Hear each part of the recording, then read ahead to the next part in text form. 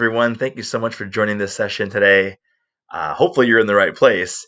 We're here to talk about keeping the education in physical education as we work together to navigate this new normal, this new way of teaching, whether it's remote PE, virtual PE, even hybrid PE. It's something that's definitely new for all of us, even though we've been doing it for 6 months, 7 months at this point now. Even just giving a session like this, where I'm very accustomed to being in your schools, in your state, face to face with you, interacting with you, and now I'm trying to convey the same information from my bedroom, staring into a computer screen, is something that's not inherently comfortable for me or normal for me, but again, something that we're just kind of figuring out as we go along, which unfortunately is how most of us have been asked to teach over the last half a year or so, just kind of figure things out as we're moving along. So hopefully we can discuss a little bit about things that I've been able to make work, and I think work kind of well so far over the last 6 months, and where I think we can continue moving forward for however long this pandemic forces us to teach in this new method. So a little bit about myself real quick. My name is Mike Martinez. I'm a middle school PE teacher here in New York City, going into my 11th year now of teaching. As you can see from my breakdown there, I've kind of been all over the place over over my career. I spent my first 4 years teaching PE at the K through 8 level, so elementary and middle school. I then transitioned to 3 years of just solely K through 4 elementary. I then moved up to the high school level to see what that was like, and then eventually bumped back down to middle school. And I think I've kind of found my happy place here over the last 2 years. But what this experience has done is given me a really, really unique perspective on what the entire K through 12 PE spectrum could look like and should look like when done correctly. On the flip side, it's also given me a firsthand account of what a PE program can look like if it hasn't been done correctly. If you're new to a school or to a program that essentially has just been glorified recess, the rollout in the ball and play type programs, and how to kind of close those gaps from what a certain grade level should be able to do and where they're currently at. So definitely a wild ride over the last 10 or 11 years, but one that I definitely wouldn't trade because of all the experience and the benefits that I've been able to glean from those. I'm also a member of the Open National Training Team. If you're familiar with openphysed.org, you know that there's a whole bunch of us across the country, about 60 or 70 of us now, who travel around the country and do stuff like this, interact with folks just like you and talk shop and hope to exchange tips and tricks to better my program, hopefully better yours as well, and just keep pushing the profession of PE forward. It's something that I'm very passionate about. I love to do within my four walls of my school, or I guess now the four walls of my apartment here, but hopefully can help share those experiences and those best practices with you folks as well. Now, all that experience that I've gotten over the last decade could in no way, shape, or form prepare us for the spring of 2020. And I think this GIF very, very appropriately describes my experience with the end of last school year, because it was on Friday the 13th, March 13th, that we got an emergency staff meeting call from our principal. And he sat us down that Friday afternoon and said, "Hey, I'm sure you've all been following the news. We've been following it as well. This virus is coming. We don't know what it's going to do here in New York City. We don't know if schools are going to get closed, but it probably would be a good idea to start planning for some version of online learning. We don't quite know what that looks like, what that means, but spend the next couple days trying to figure out how to transition your materials to digital." We spent that whole day Friday as a preemptive measure getting kids logged onto Google Classroom just in case. And that was the last time I've stepped foot into my school building with my kids. Just like that Sunday, we got an email that schools were closed until further notice. We didn't know if it was going to be 2 days, 2 weeks, 2 months. And here we are, 7+ months later, and I'm still not back in my building just yet. So over the course of a weekend, with no rules, with no guidelines, no precedent to follow, we kind of had to figure out, what does all virtual teaching look like? How do we keep kids engaged? How do we make this meaningful? How do we make this enjoyable? The only experience I had had previously with online learning were a few online courses I took in college. And I'm not a very tech savvy individual to begin with. So this was an especially daunting task, especially with no professional development, no guidelines, no workshops. It was just kind of like good luck and do your best. Even the friends that I know who are, pretty heavy in the tech game, they could do fun stuff with videos and green screens and graphics, but weren't in any way, shape, or form prepared to teach their full program virtually. And the crazy part is that we were going through it as teachers. Our students were having to adjust to this brand new platform on the fly without having done it in any way previously to that. Administrators were trying to navigate this and keep all their constituents afloat and give them what they needed for support. And parents were going through this for the first time, many of whom were dealing with losing jobs or, unfortunately, sick relatives, things of that nature. So a very, very tumultuous time for all parties who were involved. And luckily for me, I have a pretty extensive professional network of folks who I can ask questions to and lean on. And I was very, very busy reaching out to friends from all over the country in urban areas, suburban areas, rural areas, just to kind of get a sense of what are you folks doing? What does elementary school PE look like right now? What does high school PE look like right now? And I started to get the sense that every situation was different depending on the site. Even folks in the same state, the same city, the same district, from building to building, were being told very, very different things. The one thing we all had in common was we had to scrap everything that we were accustomed to doing. PE, by and large, is a very hands on, very physical, very performance based medium, right? We're used to having kids performing tasks in front of us, playing games in front of us, checking, assessing their skill, giving them feedback. And now we're being forced to only interact through what I can see through my little camera screen, what they can see on my side as well. The prevailing message that I heard a lot of people getting from their admin was don't do too much. People are going through all sorts of trauma right now and are dealing with never before seen negative circumstances in their lives. Don't burden them too much with work or expectations. Just lift their spirits, keep them busy, and again, do the best that you can. So for the most part, from all the feedback that I got at all grade levels, K through 12, the focus was heavy, for PE anyway, was heavy on physical activity, just getting kids moving, and fitness. Because what else can you really do from a Zoom screen in your living room, right? Speaking of your living room, you've probably seen videos of this gentleman here in the lower left-hand corner who, went viral for his living room workouts and keeping kids active all over the world. So that's kind of what the emphasis seemed to be on, which is how do we keep kids moving during a time when they can't really go outside? And again, that's different, obviously, in suburban areas where folks have backyards you can go into, rural areas where you might be able to have acres of space with no neighbors. Here in New York City, it was pretty much inside your apartment or bust. So how do you keep kids healthy and moving and active when there's really not much for us to do? So we limped and crawled across the finish line. We got to June. We got to the end of the school year. And for me, anyway, my thoughts immediately turned to what's going to happen in the fall. For better or for worse, depending on where you are, the virus didn't seem to be going anywhere. In a lot of cases, it got a lot worse before it got any better. And I just had a feeling that September was going to be pretty close to the same. Maybe some form of a hybrid situation or in person with social distancing. But again, it was hard to get any guidelines or any information because no one really knew what was going on or what was going to happen a week, 2 weeks, or a month down the road. And as schools were starting up, it seemed like even though things had changed drastically all around the world, the situation was still the same, right? It was building to building, it was district to district, it was town to town, city to city. Everyone was dealing with different circumstances. The more people I talked to, the more different types of guidelines and barriers and obstacles I'm hearing folks dealing with. Some of my friends are teaching in person but have to maintain their social distance. Some people are fully remote, like I'm doing right now.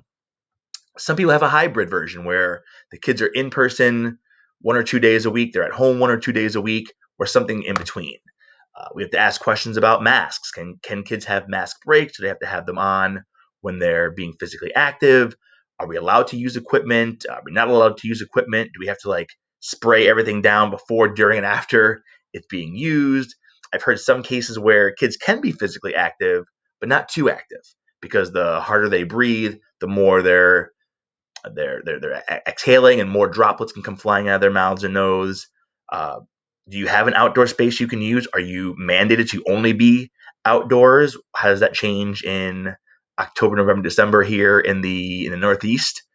Are you indoors but have your gym taken away for classroom purposes so you can have more socially distant classrooms? So all sorts of different, again, unprecedented circumstances that we've never dealt with before. We have no blueprint for, but have to somehow figure out for the betterment of our children.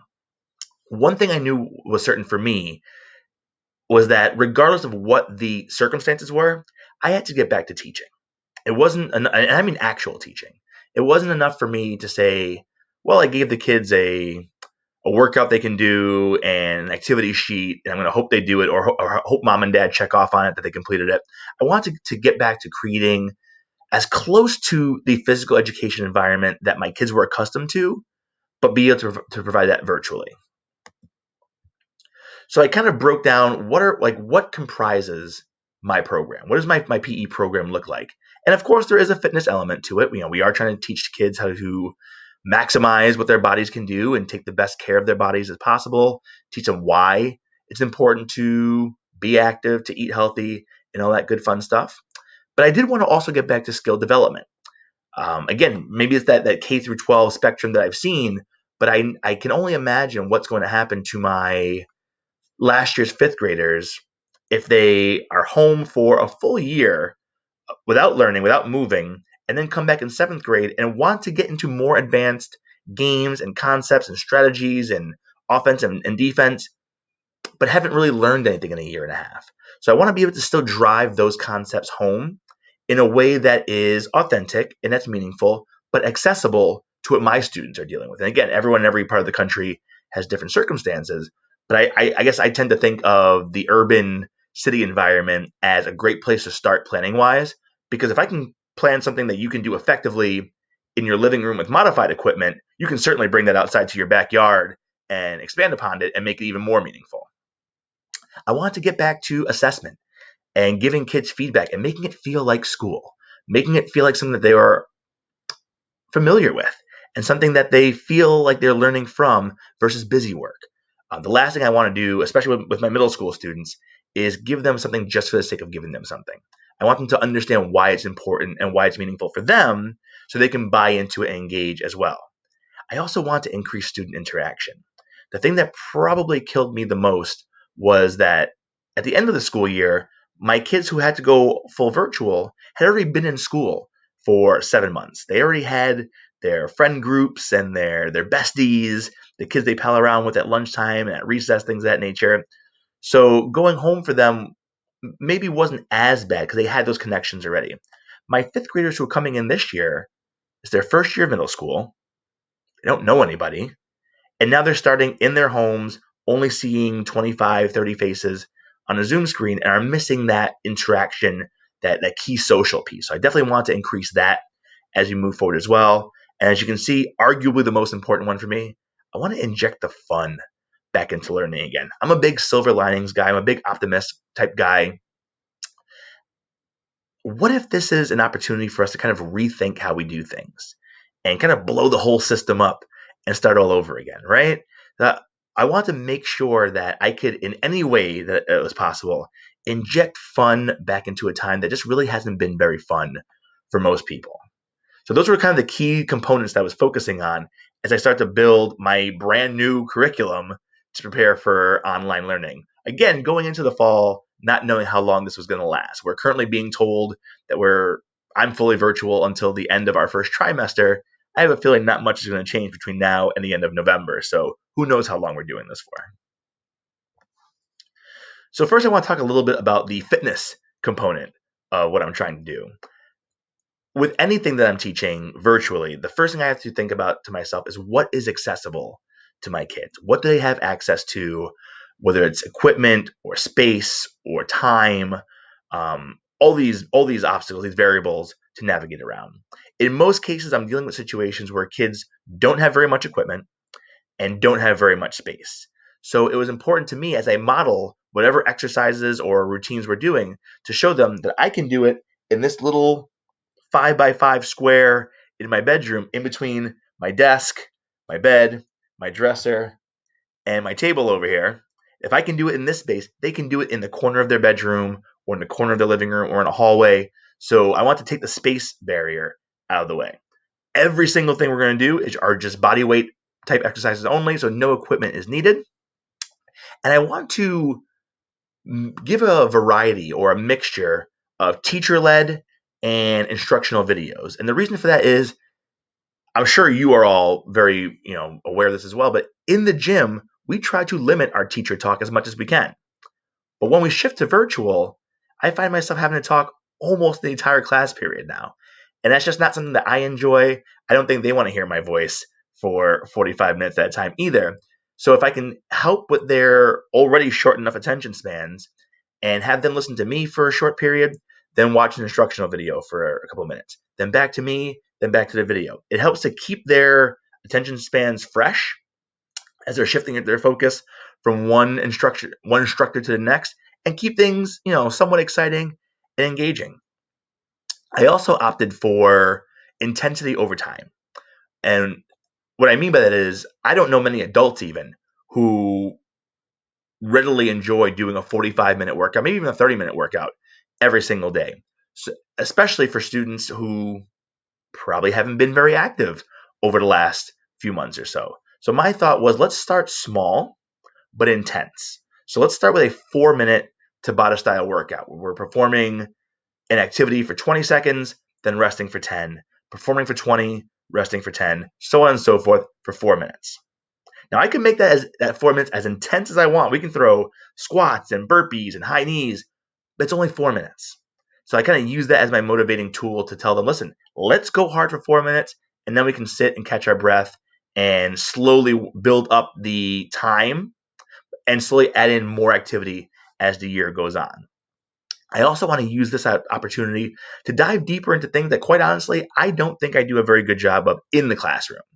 Digging deep into teaching health-related and skill-related fitness components, diving deeper into teaching nutrition or cognitive concepts that go along with PE. This is an opportunity to really take advantage of the fact that we're not in a gym, and the battle I always face is, well, if I dig deeper into this, I'm taking away from activity time.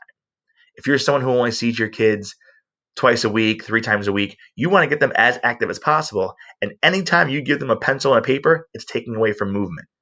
Now, we don't really have an excuse, so why not drive home the why behind all these things we're doing in hopes that learning the cognitive piece behind it might drive their fuel for learning a little bit more moving forward. So here's an example of one of our Tabata cards that we use. I essentially teach one exercise a day, and each day we add that into the Tabata routine. So by the end of the week, we have 4 different activities that we repeat twice. We've now built up, as you can see on the card, to an 8-minute Tabata. So it's getting a little bit more intense as we're about 6 weeks or so into the school year. Kids are building their endurance slowly. They're enjoying the process, probably because I didn't drill them with a 30-minute workout to start, but we're slowly gradually increasing the intensity and the time. Then I want to get back into skill development. And obviously I understand that that's very difficult to do virtually. So I want to start with that first question again. What is accessible to my kids? What can I teach them that they can do in their home with little to no equipment and not too terribly much space? Again, obviously different if you are in a suburban or rural area where space might be a little bit more abundant for you. But for my kids, not very many places they can go and not very much that they can do. So I want to kind of break down skills that my kids can perform with equipment that they probably don't have in I don't think any of my kids have a tennis racket or a tennis ball in their house, but all of them have a frying pan and a rolled up ball of socks. So guess what? We can still learn the forehand strike and talk about racket sports and paddle sports and still help build those skills in some way that's meaningful for kids. So there's not as much of a drop off once they come back into the building and get to perform those skills in the gym. And again, using a mix of my own personal, lecture style of teaching and instructional videos, using kind of the flipped classroom model. I can give kids a video to watch at night and come in with their thoughts of what they're going to be doing in the morning. And then we can kind of watch different skills and sports at play, talk about them, talk about the rules, talk about the concepts, the strategies behind them. And one way that I've been able to assess those skills is using an app called Flipgrid. If you're not familiar with it yet, it's a totally free website and app that allows kids to record videos the same way they would record a video on TikTok or Instagram, Snapchat, whatever kids are into these days, and post them. A couple different ways you can manage the site. I've seen some folks who post the videos and kids in your class can watch each other's videos, comment on them, leave feedback. My middle schoolers, I feel like, are a little sensitive to other kids seeing them in action. So I have it set up where only I can see their videos and I can give them feedback on it. But it's been a really neat way to, again, do a better job of giving every single kid in my class personal, individualized feedback, which I probably don't do a good enough job of in the gym, making sure I get to every single kid, every single class. Now I can sit home while I'm watching a movie late at night and watch these videos and give feedback to each and every student as we go on. And it's a really unique way to let them perform what they can do in the comfort of their home, and also to be able to make sure I'm still getting some form of accountability and feedback to my students on the skills that we're learning. Another kind of unintended consequence, and unfortunately, I couldn't figure out how to get these videos to play where you could hear the sound. But one thing from this video on the right, you can see one of my students using her frying pan and her roll-up ball of socks. This was a video for Trick Shot Thursday. So I showed the kids a video of some table tennis players performing trick shots, and then their assignment was to create their own trick shots in a 2-minute video and be as creative as they can. And I really wish you could watch the video, because the one thing that stood out to me was not the trick shot, was not the form or the technique.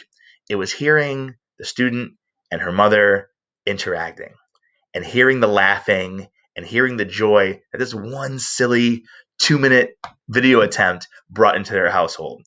I feel the more I can get folks moving and interacting and enjoying the process of learning, that's a win right there above all else, considering everything that's going on in our lives, in our world right now. At the end of last year, I included extra credit bonus challenges for the same type of video, a Trick Shot Thursday, but incorporating a family member. So you would see mom or dad or grandma or grandpa, little sisters, older brothers getting involved, probably wondering, what the heck am I doing in this video? But getting involved, and you hear them laughing. And I would say 9 times out of 10, the 2-minute video that I asked for, they'd come back the next day and say, oh man, we did that for about 2 hours yesterday. It was so much fun. So just being willing to go that extra step and get relatives involved, give kids access instead of just saying, oh, I don't have this, so I can't do it. Well, let's get creative. Obviously, you don't have a net to hit your ball into, but do you have a shoebox? Do you have a large soup pot? Do you have a towel you can lay on the floor and let that be your target? So giving them the tools they need to succeed and then letting them run with it has been an absolute blast to watch. The video on the left here was one of my little guys who was performing the shuttle run, as we were talking about skill-related fitness components and agility, how quickly can you move side to side. And we explained that in the shuttle run, I believe the distance you're supposed to use is like 15 feet, or I don't know, maybe it's 10 yards. I forget what it is. But I told them, if you have 6 feet of space, I'll take 6 feet. If you have 10 feet, I'll take 10 feet. Do whatever you can. I care more about you attempting it and beating your time. So as you can see, instead of having 2 items to pick up, he has 3 of his little stuffed animals there, and he must have submitted, I think, 3 or 4 videos of him trying it for the full 2 minutes, and each trial was only about 8 seconds long, but I can only imagine how long he actually did it for, trying to beat his time each and every time. So giving kids this access and giving them opportunities to still be physically active and do it in a way that's meaningful. So the Trick Shot Thursday was part of our racket and paddle sports unit, and again, we've been able to demonstrate what it looks like to execute a forehand serve, to hit a clear shot that passes over an obstacle. So I have many videos of kids using their younger siblings as their target as they're hitting rolled up balls of socks over their head and trying to clear into the back end of the court. Hitting drop shots from a parent who's sitting on the couch tossing balls of socks at them as they're trying to hit, soft little drop shots that don't travel very far. Those modified tasks, I think, will carry over if and when we get back into the gym and can actually set up pickleball nets or badminton nets moving forward. So again, that app is called Flipgrid, totally free. It's available on the website or on the app version. I find the app is very easy for kids on phones or iPads to film their videos and upload right from it. So definitely give that a shot if you're looking to step up your skill development game while teaching virtually. We mentioned that social interaction piece earlier as well. I wanted to be able to just get kids talking to each other again, which doing it on Zoom is very difficult for me anyway, because the minute I unmute their voices, it's just 25 kids trying to talk over each other. No one's really doing any listening. It's a very weird skill if you don't intentionally teach how to read these new social cues now in carrying on these conversations. So one way we've been able to do that is with a free site called Padlet. And you can see an example in the picture here. Padlet is kind of like a message board or a cork board of sorts, where I can post my topic question at the top of the screen, and then kids can post their responses underneath it. And what I was able to do is lean on my experience from those online college courses that I took way, way back in the day, where I post the topic question. All the kids have to post their initial response that day on Monday. And then by Thursday, they have to respond to at least 2 other classmates' posts with what I call meaningful posts. So they can't just write, yeah, I agree, or samesies. They have to actually say, I agree with Mike because, and then give their reasoning behind it. So this question that we had up here was, which do you think is more important, muscular strength or muscular endurance? So they had to answer the question with their why, and then respond to 2 other kids by the end of the week. The one thing that I've loved about this way of interacting is, first of all, it's very easy to manage. I can see all the posts before they get approved to make sure they're appropriate and all that good fun stuff. But also, unlike asking that question as my closure or as an exit ticket, or asking kids to raise their hand, where I might hear from 2, 3, or 5 kids, I now get to hear from every single student. All 25, 26, 30 kids in my class are all answering the same question. But more importantly, they're getting feedback and responses and validation now from their classmates. I can and sometimes do go on and leave my own comments to try to stimulate conversation even more. But I can say I've been doing this since last trimester, the end of last year. They never stop at just their 2 comments.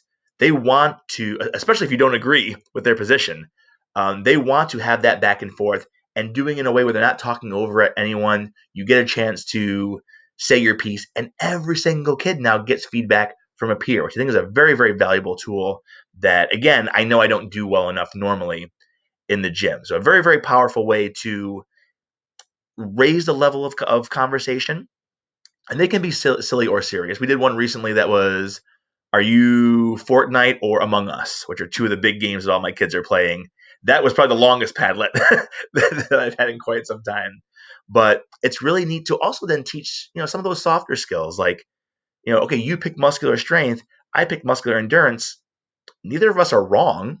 We just have a difference of opinion. And now we're going to explain to each other why and help to build those conversation skills as well. So Padlet on its own is a free site. I believe there's an app for it as well. There is a premium version that I believe has a cost. I think it's $100 for the year, where you can create as many Padlets as you want. The free version, I think you can only create 5. So essentially you'd have to create and then delete, create and then delete. If you don't mind that extra step, the free version works just fine. But it's a great way to keep conversations at a high level, keep the academic rigor in a conversation high, and get kids interacting at a time when they probably don't have a lot of social interaction going on in their lives. Speaking of assessing and driving home those cognitive concepts, PairDeck has been an absolute lifesaver for me in terms of getting kids to demonstrate the knowledge of a strategy or a concept over a skill. So if you're not familiar with PairDeck, it's a free add-on on Google Slides. You just download it under the add-ons button there. And kids can then interact with your Google Slides. They can answer multiple choice questions. They can drag and drop. They can draw on the screen depending on what your questions are. And there's a lot of really cool features to it. One being that you can assign it to students as an assignment and they can do it on their own asynchronously. Or if you're leading the class and want them to do it during your class, they can all do it on the screen at the same time, and you can kind of see their answers in real time and get that feedback immediately from your kids. Again, this one has a free and a premium feature as well. I think the premium feature just gives you more options of what you can do, but so far from what I've seen, the free version works just fine with no issues. Let's watch a quick video that shows what PairDeck looks like in action. So this is how I use PairDeck to make my Google slideshows a little bit more engaging and interactive. Once you've downloaded the add-on for PairDeck, you'll go to where it says add-ons in your Google slide and click Open PairDeck Add-on, and this little toolbar opens up here on the right-hand side. The green button on top gives you the indicator to start your lesson, so you can go ahead and click that to get your lesson started. You have the option of either launching this as a student-paced activity, if you're assigning this as a homework assignment for kids to do on their own, or a teacher-paced activity if you're leading the slideshow in the middle of your class. I clicked on teacher-paced because I'm the one who's going to be controlling the movement of the slides. And then it gives you this join code here. So as I would have this projected on my Zoom screen as students are entering the Zoom room. And as they come in, they can open up their browsers and go to joinpd.com and enter that 6-letter code. I'm pretending to be 2 students here from 2 separate iPads. So I'm going to go on to each one and click joinpd.com. And then as I get that entered, immediately it asks me for the code, which I can get right off the screen and enter that in. And you'll be able to see on the teacher side as students enter. Once they've entered the code, it'll tell you 1 student has entered, 2 students have entered, so on and so forth. So you can kind of gauge when you're ready to launch into your lesson from there. My kids have been pretty quick about getting this done as we log on. We're usually ready to start within, 1 to 2 minutes or so as class has gotten started. So once the kids are entered, you click that blue button there that says Start Class, and you'll see that your regular Google slideshow has now popped up on the PairDeck screen. And I can go ahead from there and forward the slides the same way I normally would during my class. You'll notice in the top right-hand corner, my join code is still featured there. So any student who gets logged on late doesn't have to stop you and ask you what's going on. They can just go to joinpd.com, enter the 6 letters, and get caught up with everyone else. So I'll just be forwarding my slides the way I normally would during my class until I get to my special interactive PairDeck slides that are featured right here. So now we're focusing on the strategies and the concepts that have been taught during our striking unit. And the question's asking you to drag 2 players to show a defensive position that would protect against a drop shot and a cross-court clear shot. And on the student side, they have 4 characters that they can freely drag and drop anywhere on the screen. So as they're moving those around, I can go ahead and click the Show Responses button down here at the bottom and see where they're moving their players in real time. Now I can see right away that 2 players were moved to stand on top of the smiley face player, which obviously is not where I want them to be.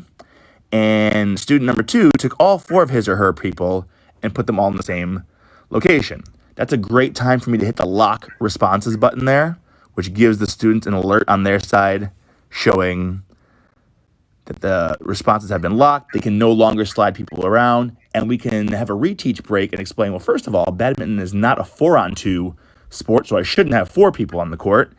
And the smiley face player is your opponent, so you don't want to place your people on top of your opponent. That wouldn't make any sense and wouldn't make for a fun game. So students can go ahead and make their corrections. Again, I can watch them in real time. If I had 30 students, you would see all 30 students moving their people around, placing them where they're supposed to be, and you can get an instant feel as to how your students are grasping a certain concept or strategy. Same with our second slide here. If you are the heart player and you're playing against the smiley faces, which type of shot would give you the best opportunity to score? This one's more of a multiple choice question. So we have the choices on the student side that say drop shot, clear shot, or drive shot. Students can choose whichever shot they think is appropriate. And again, up on my screen, I can see their responses in real time as they get entered. So if half the class thinks it's the drop shot and half thinks it's the drive shot, that's a great time for a class conversation. I mean, they're both technically right because the front of the net area is open, or the drive shot could potentially blast a scoring shot between your two defenders. That's a great time for a class-wide conversation or debate talking about which one is correct and why. If all of your students pick clear shot, that's a great time to have a conversation about why that would not be appropriate and keep that learning conversation going. I almost forgot to mention the viewing features that you have on PairDeck. So here we see list view, which allows me just to kind of scroll page by page and check out each student's response one at a time in real time as they're going through. If I want to get a broader perspective, I can click on the grid layout right here in the center and kind of see everyone moving at the same exact time in their own little individual squares. And I can then check in with any kid individually if I see that one or two students are a little off on their understanding. And the last one is the overlay layout, which shows all the responses taking place on one screen. A great way to get a quick snapshot as to whether students are understanding a concept. When you're done, you can either give the class session a name and a date so you can save and look back on those responses at a later time, or you can click save without naming and the class just kind of ends from there. But that's how I use PairDeck to make my Google Slides a more interactive and engaging experience. So if you haven't checked out PairDeck yet, I highly, highly recommend it. Maybe even above everything else I've talked about so far today. Kids certainly love the feature of being able to interact with the slides and draw on them and move things around. And I honestly think that it helps to drive learning from a cognitive perspective to really get to see what every single kid in your class thinks and is doing in real time and give that feedback. So definitely check that out again as an add-on on Google Slides. And the last tool I want to talk about that we've used, mainly in an effort to drive the fun factor, but also to give a little feedback and check for understanding, is Kahoot.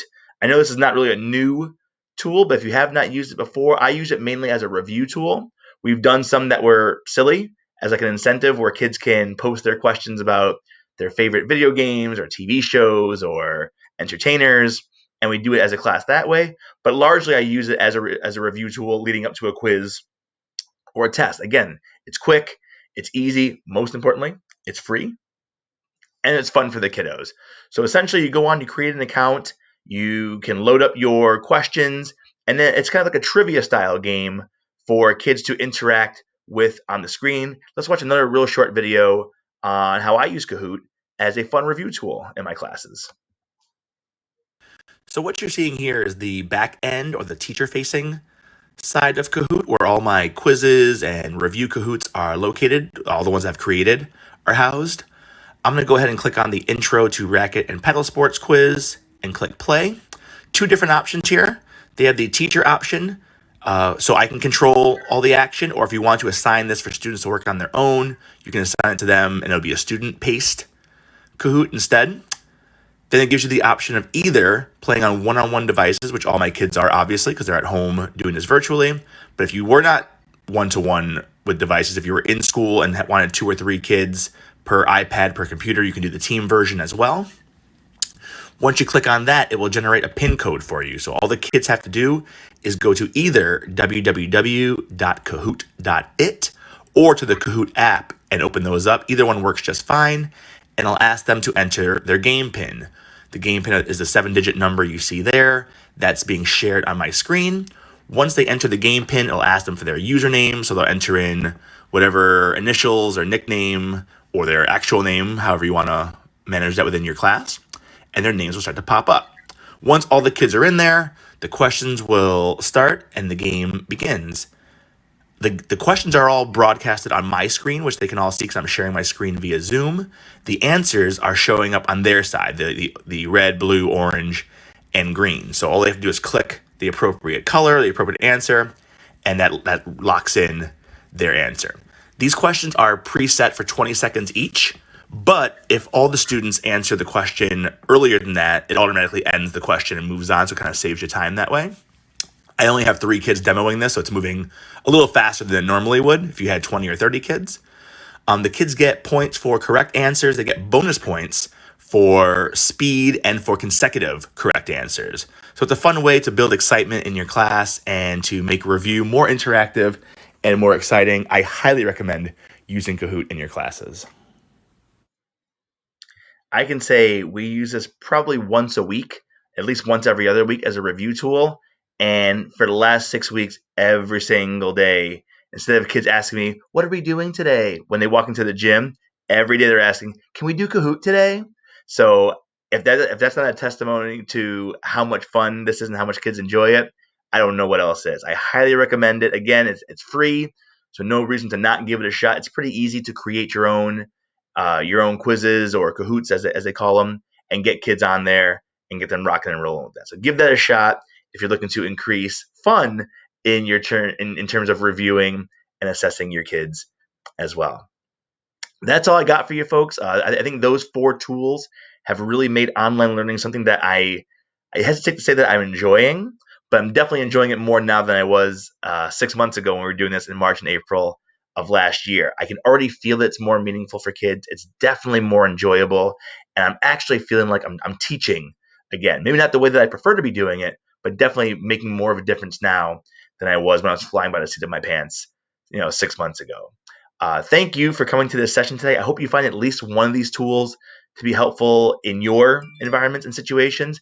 I hope to be able to get to do this with you in person at some time in the very, very near future. Thank you again for coming to this session. Thank you for everything that you do as an educator and for making such a huge difference in the lives of your students. At the bottom of the screen here, you see my contact information. This is my personal email and my Instagram and Twitter handles. Please, please, please don't hesitate to reach out. If you have any questions about this session or virtual PE or traditional PE or life in general, I'd love to hear from you. I'd love to interact with you. Thank you again for coming, and I hope you enjoy the rest of the conference.